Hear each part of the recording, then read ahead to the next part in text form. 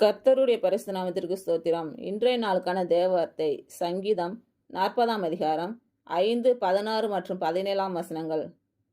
என் தேவனாகிய கர்த்தாவே, நீர் எங்கள் நிமித்தம் செய்த உம்முடைய அதிசயங்களும் உம்முடைய யோசனைகளும் அநேகமாய் இருக்கிறது. ஒருவரும் அவைகளை உமக்கு விவரித்து சொல்லி முடியாது. நான் அவைகளை சொல்லி அறிவிக்க வேண்டுமானால் அவைகள் எண்ணிக்கைக்கு மேலானவைகள். உம்மை தேடுகிற அனைவரும் உமக்குள் மகிழ்ந்து சந்தோஷப்படுவார்களாக. உம்முடைய இரட்சிப்பை விரும்புகிறவர்கள் கர்த்தருக்கு மகிமை உண்டாவதாக என்று எப்பொழுதும் சொல்வார்களாக. நான் சிறுமையும் எளிமையுமானவன், கர்த்தரோ என்மேல் நினைவாயிருக்கிறார். தேவரீர் என் துணையும் என்னை விடுவிக்கிறவருமாயிருக்கிறீர்.